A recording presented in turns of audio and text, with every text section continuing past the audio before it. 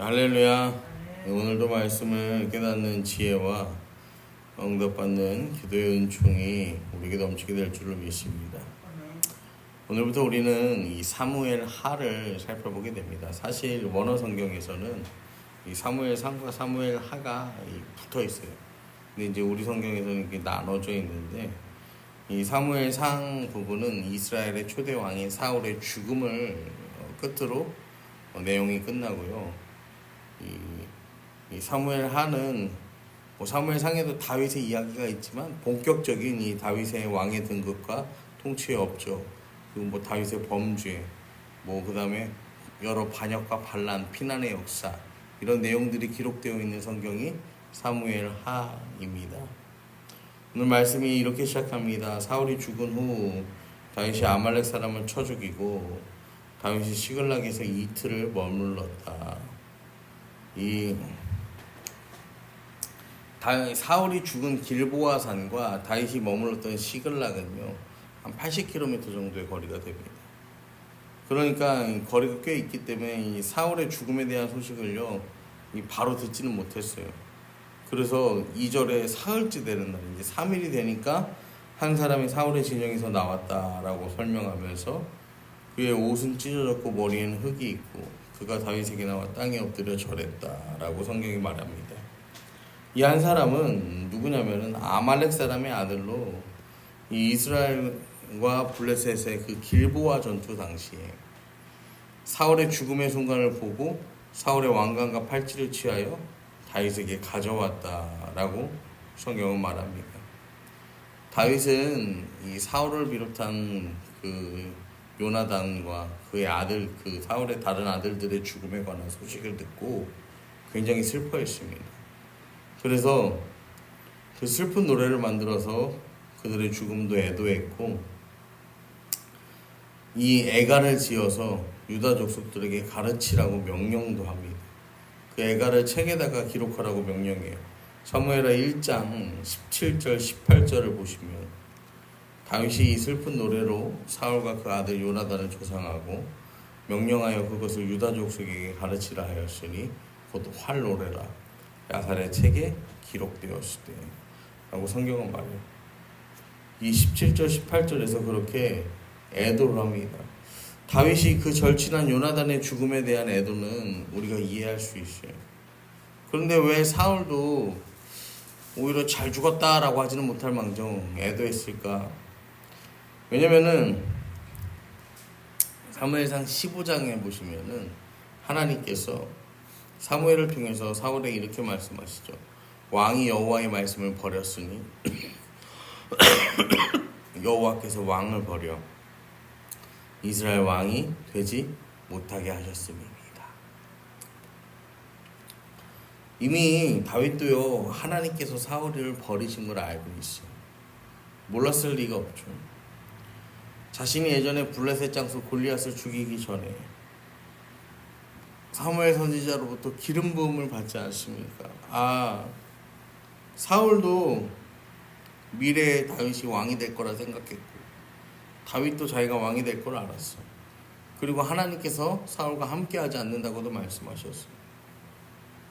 그럼에도 불구하고 다윗은 사울의 삶을 끝까지 존중하는 모습을 보여준다라는 것이죠.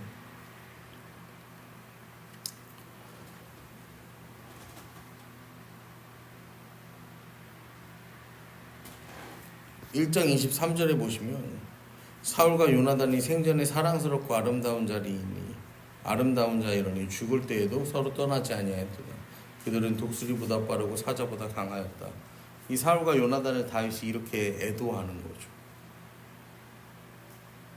왜 이러한 애도를 할 수 있냐면요, 이 다윗은요, 사울을요, 그냥 단순하게 자기를 괴롭히는 어떤 왕, 그렇게만 보는 게 아니라 어찌됐든 간에 하나님께서 사랑하시고 하나님이 기름 부으신 왕으로 다윗은 그 사울을 인정했다라는 것이죠.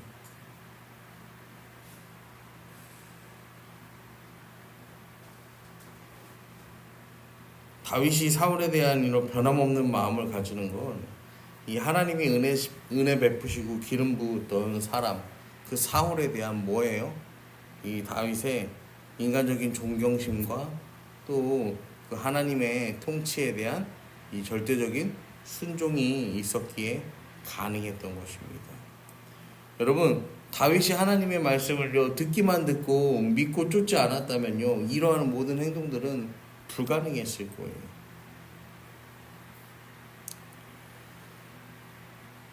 그런데 여기에 이 단순하게 사울에 대한 다윗의 애도로만 이 사무엘하 1장이 끝나는 게 아니죠.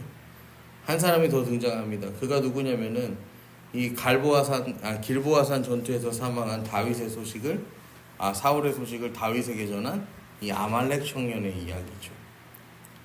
아버지가 아말렉 사람이었던 이 청년은요 사울이 죽었다는 소식을 다윗에게 전하면 다윗으로부터 아마 큰 포상을 받지 않을까 생각을 했어요. 그래서 단지 사울의 사망 소식만 전하는 것보다는 내가 사울 왕을 죽였다. 그러니까 이 죽였다는 게 뭐예요? 사울의 고통을 덜어줬다는 의미인 거죠. 이게 그렇게 하면 내가 더 큰 포상을 받지 않을까 생각하면서요. 이